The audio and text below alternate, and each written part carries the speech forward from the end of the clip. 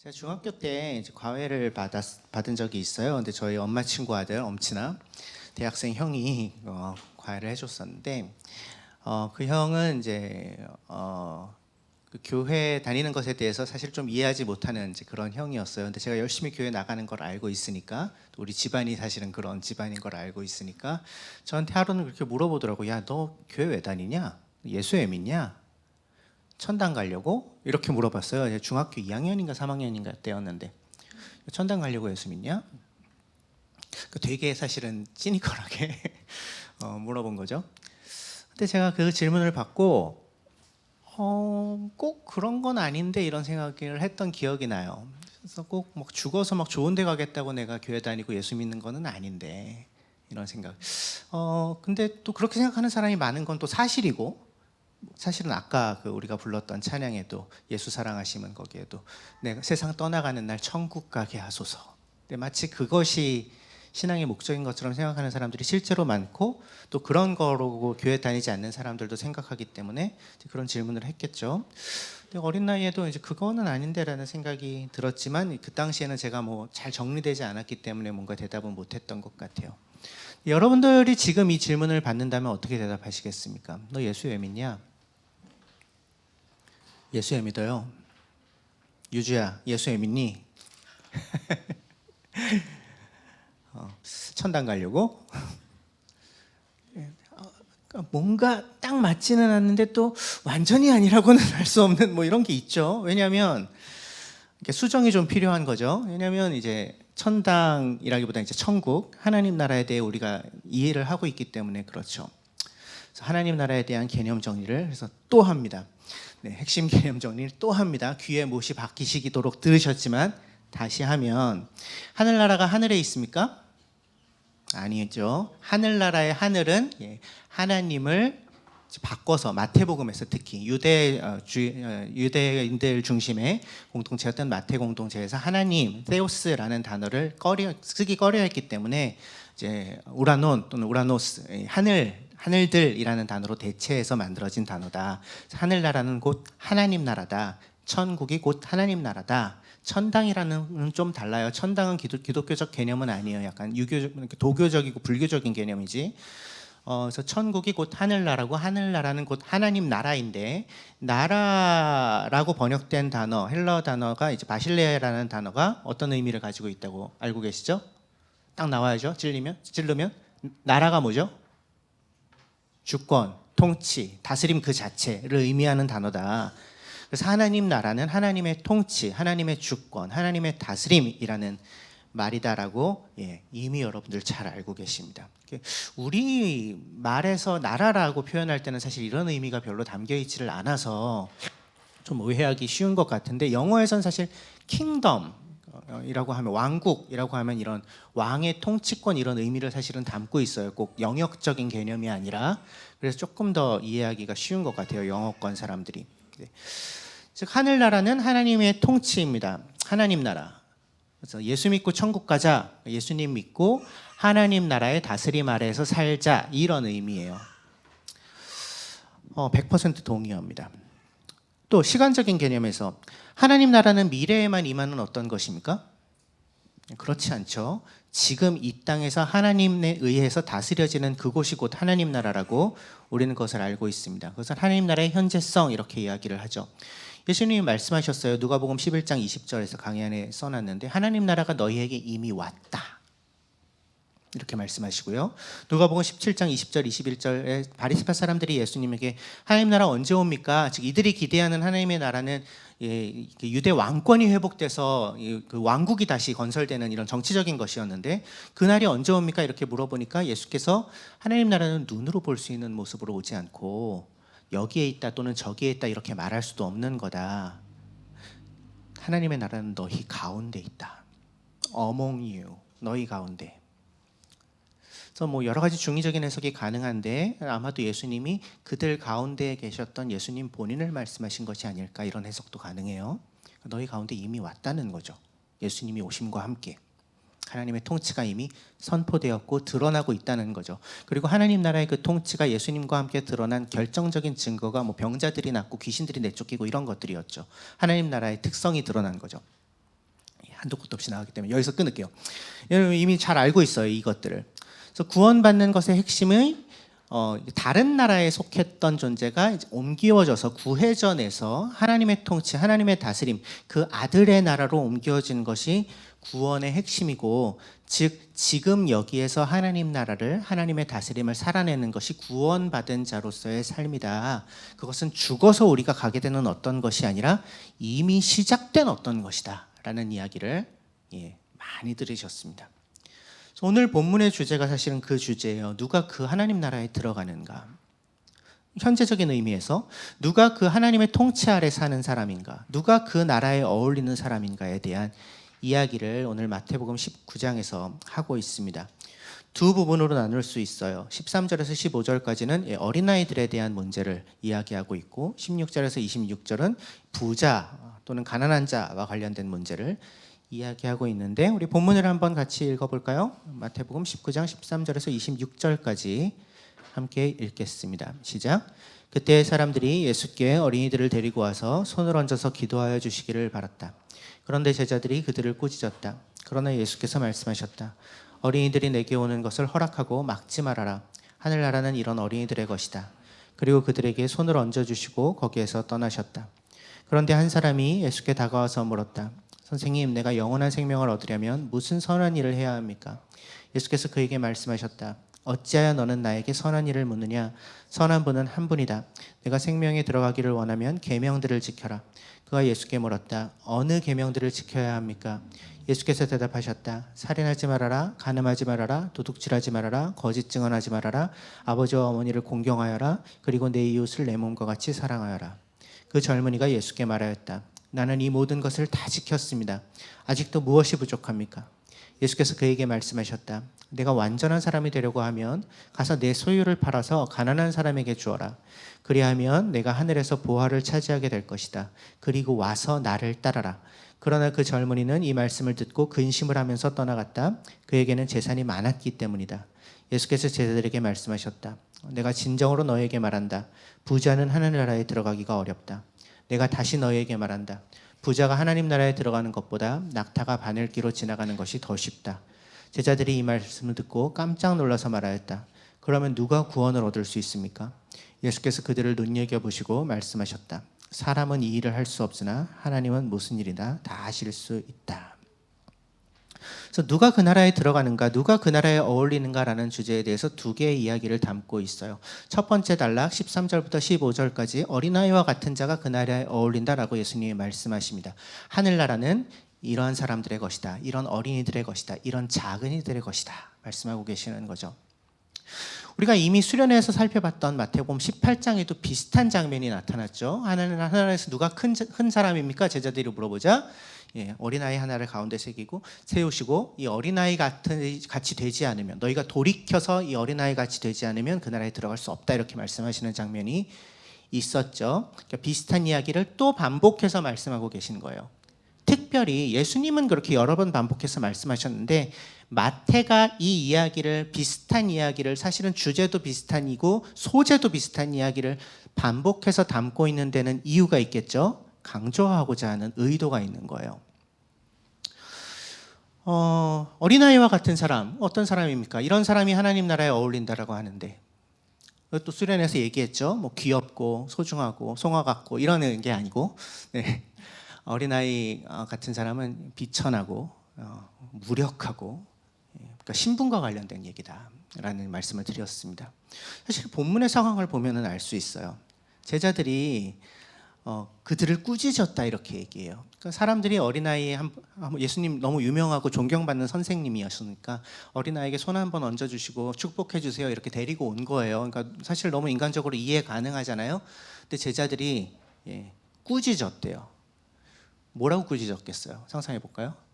우리 선생님 얼마나 바쁘신 분인데 이렇게 애들까지 데리고 와요? 아마 이랬을 거예요. 어떤 인식이 자리 잡고 있는 거예요? 어린아이들은 소중하지 않은 존재야, 중요하지 않은 존재야, 이런 인식을 제자들도 가지고 있는 거죠. 그러니까 그들을 가까이 오지 못하게 한 거예요. 그런데 예수님께서 말씀하시죠. 그러지 말라고, 막지 말라고, 하늘나라가 이런 어린이들의 것이라고. 그래서 손을 그들에게 얹어주시죠. 사회 밑바닥에 위치하는 내세울 것 없고 보잘것 없고 모두가 무시하는 어린아이 같은 사람, 하늘나라가 이런 사람들의 것이다. 이 말이 얼마나 파격적인 말인지 여러분들 느껴지십니까? 하나님의 나라가 힘이 있고 권세가 있고 능력이 있는 아주 똑똑한 뭐 이런 사람들의 것이 아니고 아무것도 가지지 못한 자의 것이다. 약한 자들의 것이다. 이 세상에서 약한 자들이 마치 어린아이처럼 무력한 자들이 그 나라에 어울린다. 그 나라에 들어간다. 이런 말씀을 하고 계신 거예요. 두 번째 이야기 16절에서 26절 이제 가난한 사람에 대한 이야기를 하죠. 어떤 사람이 예수님께 다가와서 물어봅니다. 선생님, 영생을 얻으려면, 영원한 생명을 얻으려면 어떻게 해야 합니까? 이렇게 물어봐요. 그러니까 계명이 있지 않냐? 그거 지키면 된다. 그러면 뭐 이제 어떤 계명입니까? 그러니까 10계명에 대한 얘기들을 하시고 또 율법의 가장 핵심인 이웃사랑에 대한 이야기를 예수님이 하시죠. 그러니까 이 사람이 그 얘기를 듣더니 저는 어려서부터 이거 다 지켰는데요. 근데 더 뭘 해야 되나요? 뭐 이렇게 물어봐요. 근데 일단 저 어렸을 때부터 이것들 다 지켰는데요. 이 모든 것을 다 지켰는데요. 이 말이 사실입니까? 특히 마지막 말. 내 이웃을 내 몸과 같이 사랑하여라. 이걸 정말 지켰을까요? 이건 사실일 수가 없어요. 예수님이 그걸 사실 좀 간파하신 것 같아요. 그리고 그에게 그 사실을 일깨우신 것 같아요. 예수님이 뭘 요청합니까? 그에게 네가 완전해지려고 하면 너의 소유를 다 팔아서 가난한 사람들에게 주고 나를 따라라 이렇게 말씀하십니다. 그래서 기독교는 개인의 소유를 금지합니까? 그렇다고 얘기할 수는 없어요. 그래서 모든 사람이 다 가진 것을 팔아서 가난한 자들에게 줘야 된다 이렇게 얘기할 수는 없습니다. 꼭 그렇다고 말할 수는 없어요. 이 명령은 이 부자 청년에게 특정하게 주어진 명령이라고 이해해야 합니다. 왜냐하면 이 부자 청년에게 그것이 그가 하나님 나라로 들어가는 것을, 그 나라에 어울리는 삶을 사는 것을, 구원받는 것을, 영원한 생명을 얻는 것을 다 동의해요. 가로막는 결정적인 장애물이었기 때문에, 그것이 장애물임에도 불구하고 그가 그게 장애물인 것조차 알아보지 못하고 있기 때문에 예수님이 그 말씀을 그에게 하신 거예요. 내 이웃을 내 몸과 같이 정말로 사랑했다면 이 사람이 어떻게 했을까요? 이 사람은 부자였고 결국 예수님이 가진 거 다 팔아서 가난한 사람들에게 나눠줘라라는 명령을 실행하지 못했어요. 근데 정말 이웃을 내 몸같이 사랑했던 것일까요? 그의 인생이? 그러지 않았을걸요? 그 지점을 지적하고 계신 거죠. 율법의 요구 네가 다 지켰다고는 하지만 그렇지 않아. 사실은 그럴 수 없어. 여기까지도 사실은 얘기하는 건데 오늘 주제가 아니니까 나중에 기회 있을 때 얘기할게요. 그러니까 그는 그 자신이 설정해 놓은 기준이 있었어요. 율법의 요구를 지키면 영원한 생명에 들어갈 수 있을 거야. 그리고 나는 열심히 내가 할 수 있는 최선을 다해서 율법에서 규정한 것들을 다 지켰어. 그러니까 하나님 나라에 들어갈 수 있겠지? 라는 기준을 그는 설정해 놓고 살고 있는 사람이었는데 그 설정해 놓은 구원의 기준에도 사실은 미치지 못하고 있다는 것을 예수님이 지적하고 계신 거죠. 너에게는 여전히 장애물이 있고 그 장애물은 네가 가지고 있는 그 부유함이다. 그러니까 그가 가지고 있는 그 소유에 대한 집착이 진정한 이웃사랑에 이르는 것을 가로막고 있었던 거죠. 그래서 그가 정말로 영원한 생명을 얻기를 원한다면 그 장애물을 망설이지 않고 치워버려야 했던 것입니다. 그는 성공했나요? 실패하죠. 근심하며 떠나갔어요. 이러한 실패가 소유가 많은 사람, 즉 부자들에게 매우 자주 일어나는 일이라는 것을 예수님이 또 이어서 말씀하십니다. 뭐라고 말씀하세요? 제자들에게? 부자는 하늘나라에 들어가기 어렵고 얼마나 어려우냐? 낙타가 바늘귀에 들어가는 것보다 어렵다. 낙타가 바늘귀로 지나가는 것이 더 쉽다. 못 들어간다는 말입니까? 아니요, 굉장히 어렵다는 말입니다. 못 들어간다는 말은 아니에요. 많이 어렵다는 말입니다. 왜 부자는 하나님 나라에 들어가기가 어려울까요? 왜 돈이 많으면 하나님 나라에 들어가기가, 즉 하나님의 다스림을 온전히 받으면서 살기가 어려울까요? 예, 불가능한 건 아니에요. 다시 강조하면 굉장히 어렵습니다. 실제로. 왜 그럴까요? 돈이 신적인 권세를 가지고 있거든요. 사실은 하나님 대신에 대부분의 것들을 해결해 줄 수 있어요. 돈이. 눈에 보여요. 굉장히 즉각적입니다. 내가 원하는 것을 언제든 얻을 수 있죠. 돈만 내면. 근데 하나님께 구하면 일단 자주 안 들어주시기도 하고 오래 걸리기도 하고 근데 돈은 즉각적으로 해결이 가능하잖아요.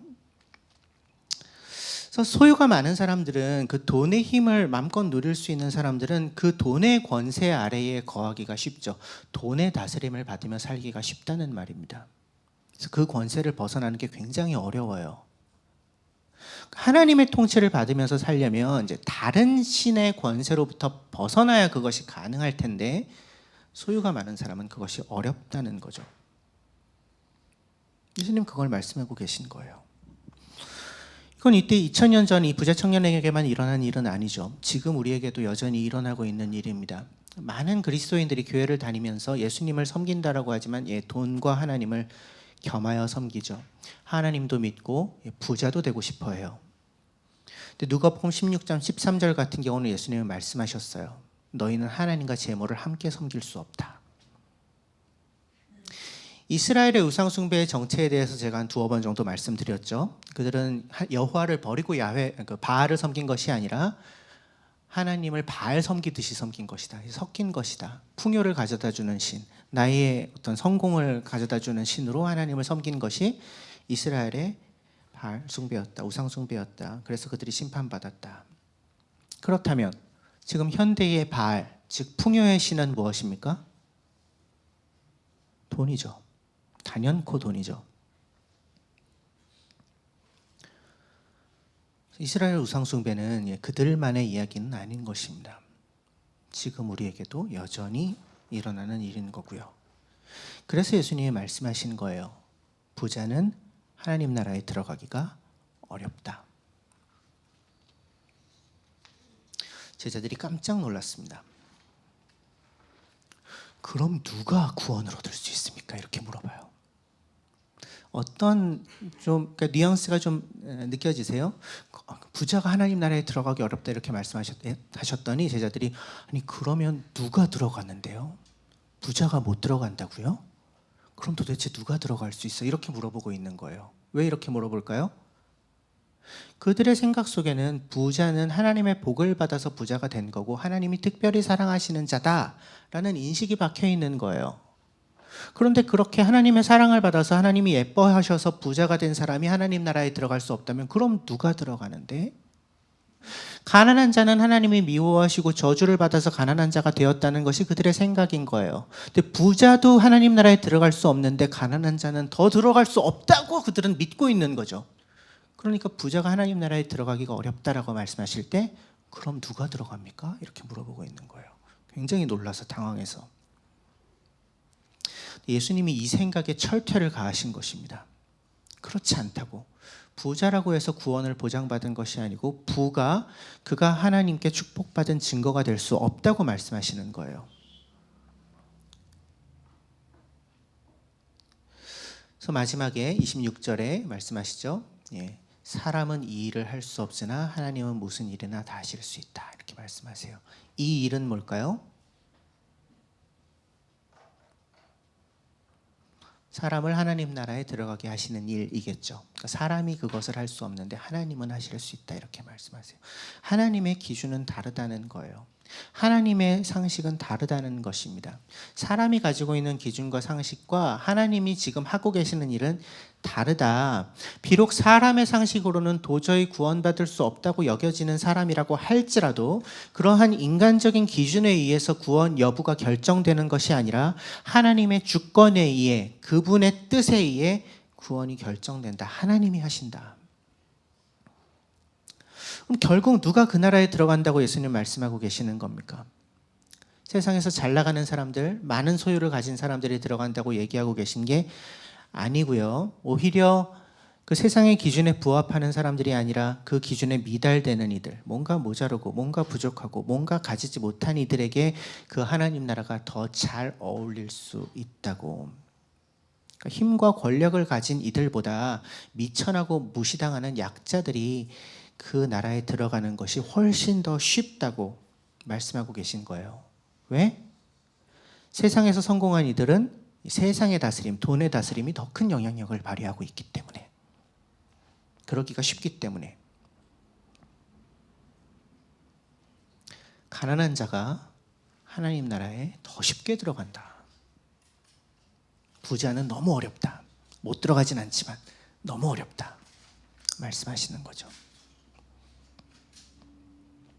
결국 예수님이 오늘 본문에서 말씀하고 계신 것은 하나님 나라의 역전성입니다. 하나님 나라는 우리에게 익숙한 기준, 우리의 기대와는 정반대의 것이라는 거예요. 그래서 우리의 생각을 뒤집으라고 요청하고 계시는 겁니다. 역전시키라고. 우리의 생각의 전환을 요구하고 계신 거예요. 그래서 그 하나님의 나라는 새로운 신분제도, 새로운 소유가 영향력을 가지는 곳이라고 예수님 말씀하고 계시는 겁니다. 그래서 그 나라는 가장 비천한 자의 것이다. 그 나라는 가장 가난한 자의 것이다. 말씀하고 계신 거죠. 누가복음 6장에는 사복과 사화의 말씀이 전해집니다. 마태복음 5장과 6장에 이제 팔복의 말씀이 유명하죠. 예, 마음이 가난한 사람은 복이 있다. 하나님 나라가 그들의 것이다. 이렇게 말씀하시는 시작하는 팔복이 유명한데 그 같은 말씀을 누가복음에서는 사복과 사화 네 가지의 어떤 복과 네 가지의 화가 있다라는 선언으로 바꿔서 전달해주고 있는데 6장 20절과 24절에 마태복음 너희 마음이 가난한 사람은 이렇게 말씀하셨는데 예수님 누가복음의 예수님은 달라요. 같이 읽어보죠. 6장 20절과 24절 시작. 너희 가난한 사람은 복이 있다. 하나님의 나라가 너희의 것이다. 그러나 너희 부요한 사람들은 화가 있다. 너희가 너희의 위안을 받고 있기 때문이다. 이렇게 말씀하십니다. 너의 위안을 이미 받았기 때문이다. 그러므로 천국적인 삶이란, 즉 하나님 나라에 다 어울리는 삶이란 이런 역전성을 가지고 살아가는 삶입니다. 세상의 기준과는 전혀 다른 기준을 가지고 사는 거죠. 세상의 상식과는 정반대로 살아가는 것입니다. 세상의 상식은 무엇입니까? 제가 말이 너무 빠르죠, 오늘. 세상의 상식은 어떤 건가요? 끊임없이 남들을 밟아 누르고 높아지려고 하는 것이 세상의 상식입니다. 더 많은 것을 가지고 더 많은 것을 누리고 더 많은 것들을 소유하라고 우리에게 끊임없이 세상은 이야기하고 있죠. 그게 세상의 상식이에요. 당연히 그렇게 사는 거예요. 그런데 그 흐름 속에서 그 흐름을 거슬러서 사는 것이 하나님 나라 백성다운 삶이라는 거죠. 스스로 약한 자, 억눌린 자, 가난한 자의 자리에 서 있는 것. 돌이켜서 어린아이 같아지는 것. 이것이 구원받은 자다운 삶이고 이러한 종류의 삶을 사는 사람들이 그 나라의 백성이라고 말씀하시는 거예요. 예수님이 다시 오셔서 완성된 하나님의 나라를 이 땅 가운데 펼쳐 놓으실 텐데, 그래서 그러한 일이 일어날 그 날을 성경에서는 그 날이라고 불러요. That day. 그날 이루어질 거다. 하나님의 완성된 통치가 이루어질 거다. 근데 그 날의 특징이 뭐냐면 약한 자, 억눌린 자, 가난한 자에게 기쁜 소식이 선포되는 날이에요. 왜? 그 완성된 하나님 나라에 약한 자, 가난한 자, 억눌린 자가 들어가니까. 그렇기 때문에 이 하나님 나라의 백성으로서의 삶을 시작해서 살아가고 있는 우리는 세상에서 요구하는 성공의 논리와는 다른 삶을 추구하면서 삽니다. 더 가지기 위해, 높아지기 위해 애쓰는 것이 아니라 그것과는 조금 다른 기준, 다른 목표를 가지는 삶으로 사는 것이죠. 예수를 만나기 이전에 살던 삶과는 전혀 다른 삶을 살아가는 것이죠. 그것이 하나님 나라의 삶입니다. 즉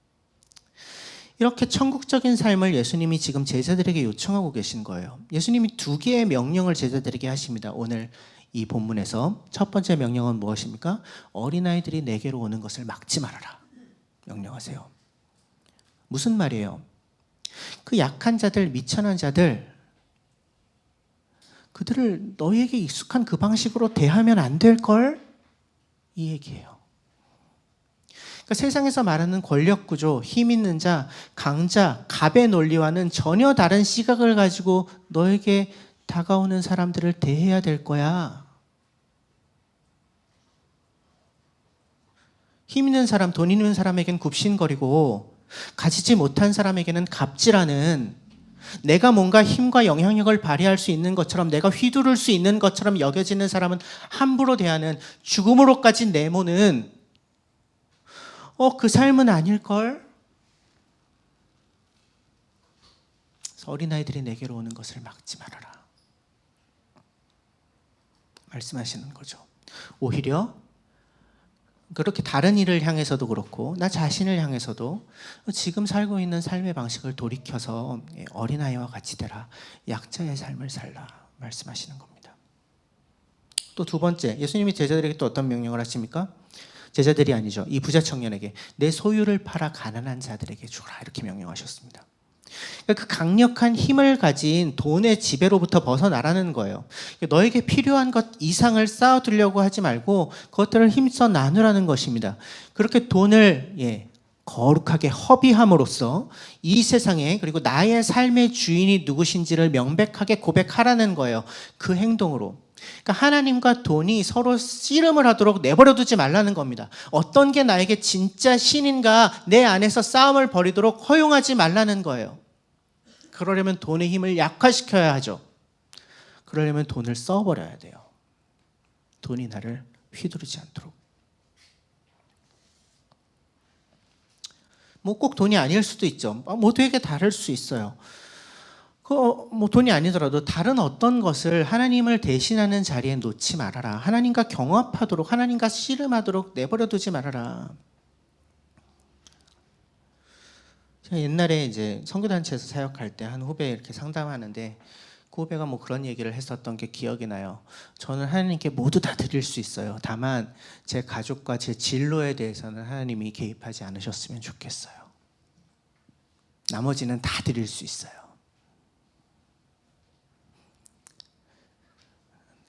그럼 그걸 원하실걸? 그때도 T였기 때문에 저는 그렇게 얘기했는데 지금도 마찬가지지만 지금은 굉장히 표현이 그래도 많이 부드러워졌다고 믿어요. 그게 하나님 자리에 있는 거예요. 나의 진로가, 나의 가족 문제가. 그걸 다루실걸? 그걸 맡기기를 원하실 텐데 다른 거는 사실은 뭐 별로 신경 안 쓰실 거예요. 그건 그냥 알아서 해. 네 맘대로 해. 아마 그러실걸요. 다만 하나님의 자리에 대신해서 놓을 만한 내가 소중히 여기는 어떤 것, 너네 두 사람, 형선이, 유주, 그거 미안해요. 눈에 들어와서 내가 사랑하는 사람, 나의 사랑하는 존재, 내가 너무 이것만을 잃지 않았으면 좋겠는데 이거는 꼭 내 인생에 필요한데라는 어떤 것. 물론 하나님이 그걸 다 빼앗아 간다는 말이 아니라 그것보다 하나님을 더 하나님으로 여기기를 바라신다는 거죠.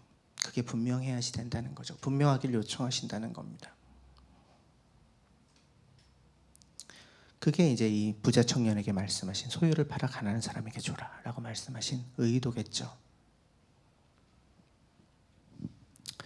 말씀 마무리합니다. 처음 던졌던 질문 다시 던질게요. 예수님 왜 믿습니까?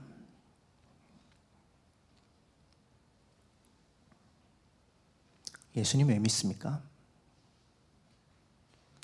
이제는 자신 있게 좀 대답할 수 있어야 된다고 생각하는데 지금 여기서 하나님 나라를 살려고, 지금 여기서 그 나라를 살려고, 그러려면 우리를 그 나라로 초청해 들이신 그 예수님을 따르지 않을 수 없기 때문에 우리는 예수님 믿는다.